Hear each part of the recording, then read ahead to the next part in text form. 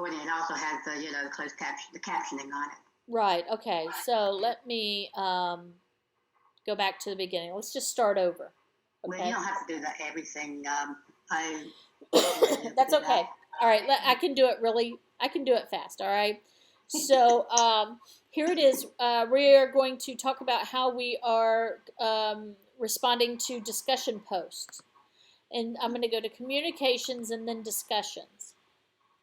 And I'm going to check to see if I already have all of my discussions set up this way. You may already have them, but if not, I'm going to come over here to settings. And then make sure the default view is at grid view, not reading view. If it's at reading view, just switch it to grid view. And I'm going to click save.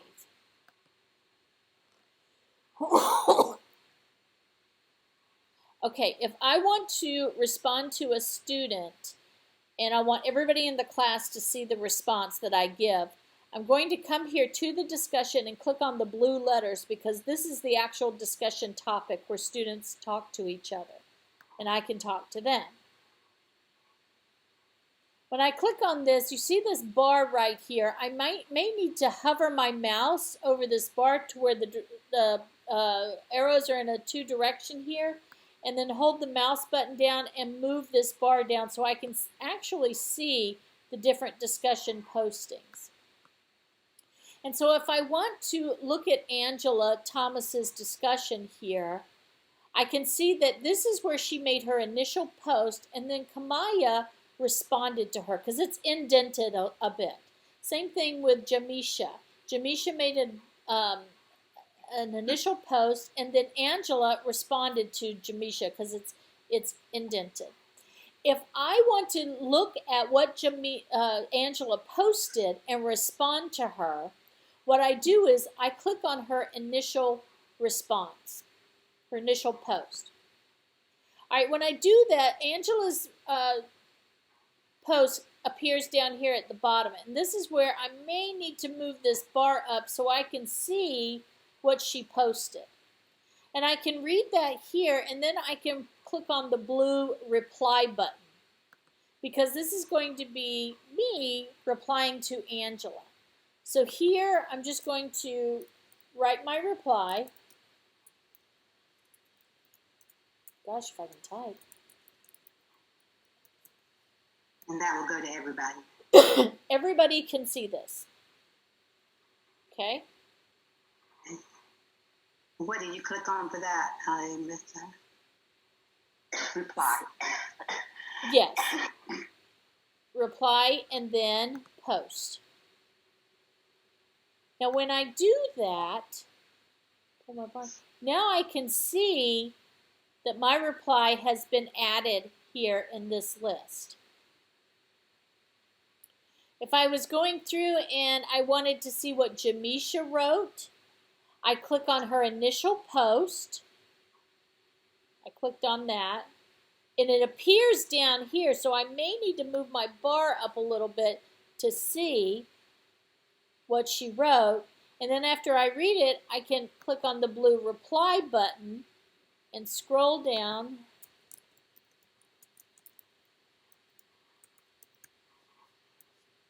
Okay, that's going to put it in the box.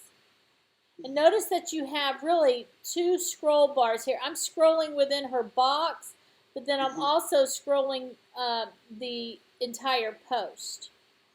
And also notice that you can record an audio response. This might be helpful. I know that it's helpful for me when I have a lot of posts that I want to respond to. And then you just click post. Okay, move the bar to, if it doesn't look right, move your bar down so you can see. So now I see that I replied to Jamisha right there. There's your response. And I replied to Joy.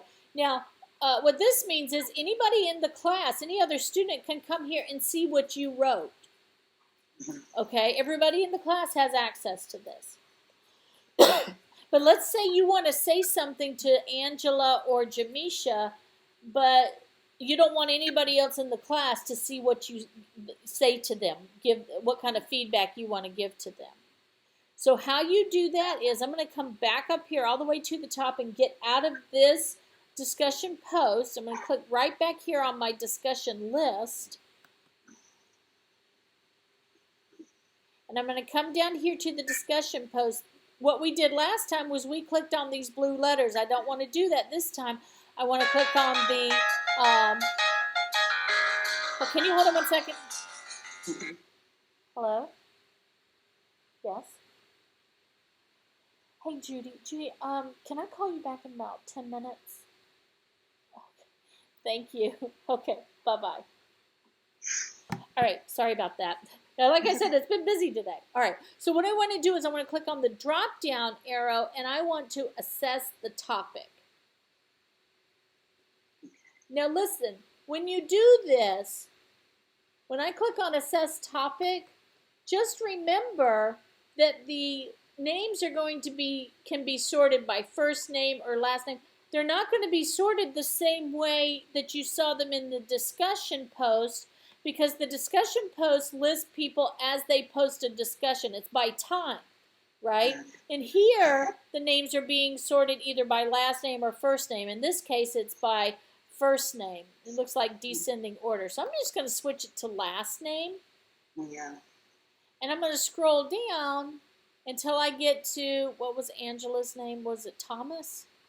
Also be careful of these different pages here, because see, it's only showing me 20 students. So if I can change this to like 100, I know you don't have 100 students in here.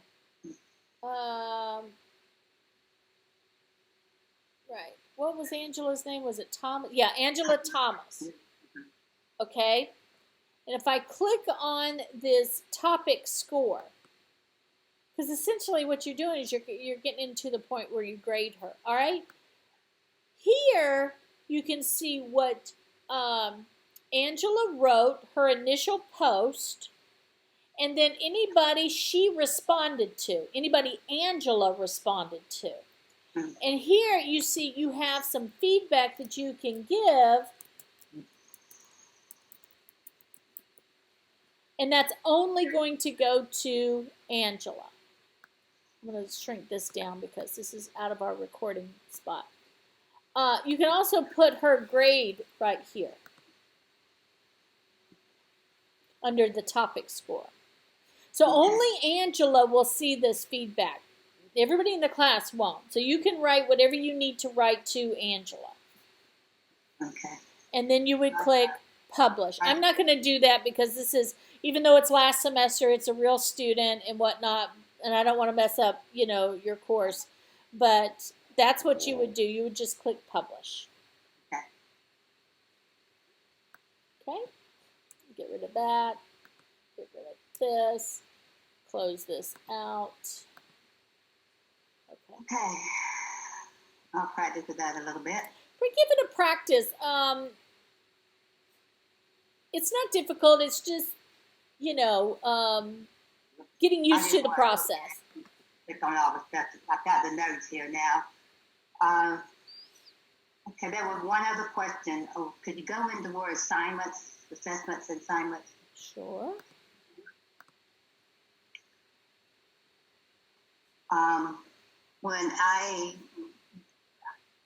These are what I call the class assignments, for the bigger grades. But I also gave them class work on a regular basis to do, for which they got like 2 to 5 points. And I didn't know how to put that into a single folder, so I just had them to email them to me. And it got some of the students a little mixed up. I made sure it didn't hurt the grade or anything like that. But so because I took that online class at the kind of the last minute. Right. So, is there a way that they can put multiple submissions in one folder? Yes. Yes. So, and we're still in last semester's course, just so you know. Okay. But let me show you. So I'm going to click on New Assignment, and we can call it something like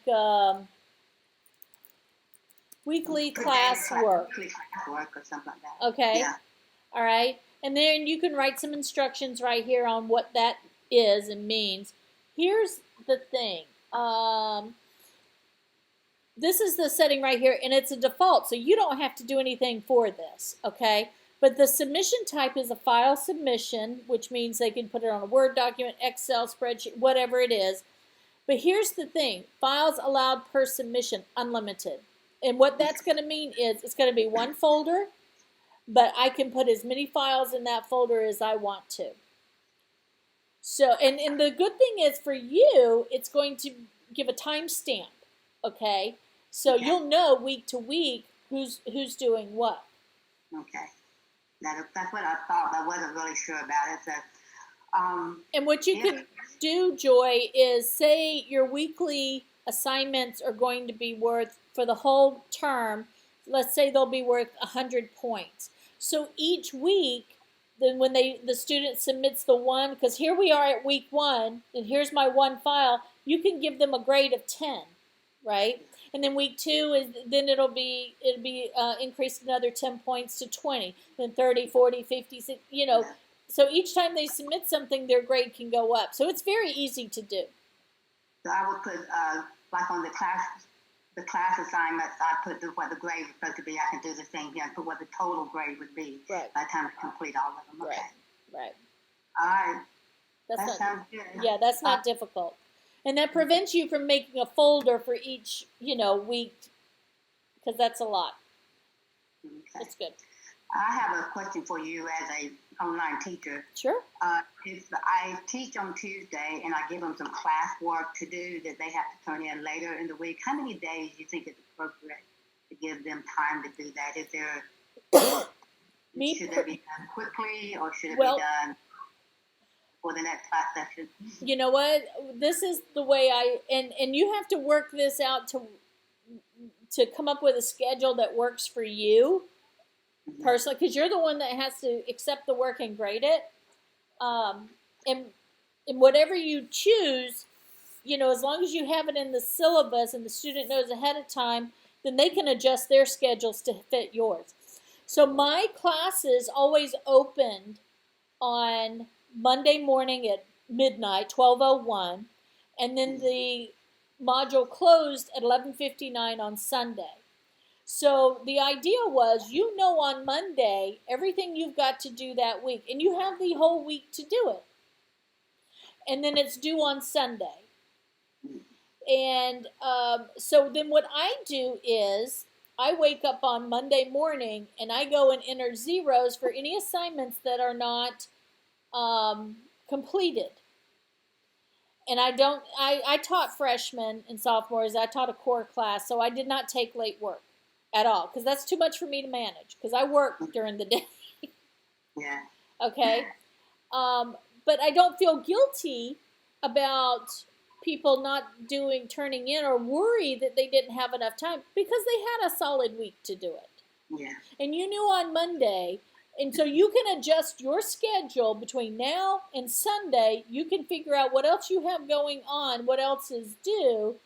Now, that's the way I conducted my class, because I had freshmen and sophomores. And part of what I was doing was helping them learn how to manage time and be college students. This might be a different situation for you. I don't know, but like you, I want to give them plenty of time to complete my assignments. Now, occasionally, I would have them do a project, and they would get 2 weeks to do that. That's fine. But like I said, I don't, it's very upfront with, I don't take late work and I don't give extra credit. Personally, because that's just way too much stuff for me to have to manage. Now, I heard somebody say one time you want to do C work all semester, but you want to get an A, you're willing, and then you're asking for extra credit, Right. And I just don't give it either. At the end of this semester, it's very busy time for me, and everybody else too. And extra credit means extra work for me, so I'm not going to do it. Yeah. And I will say, another reason I don't do it is because I have plenty of work during the semester for you to be able to come out of the class with a very good grade. And I will say that by me keeping the grade book updated week to week, when I see that a student's grade has fallen below 70, I notify that student and tell them, look, if you turn around and redirect now, you still have a chance to come out of this class with a very good grade. But if you continue to not do your work, I can't grade what I don't get. And you are not going to be happy with the grade because there is no extra credit at the end. Yeah.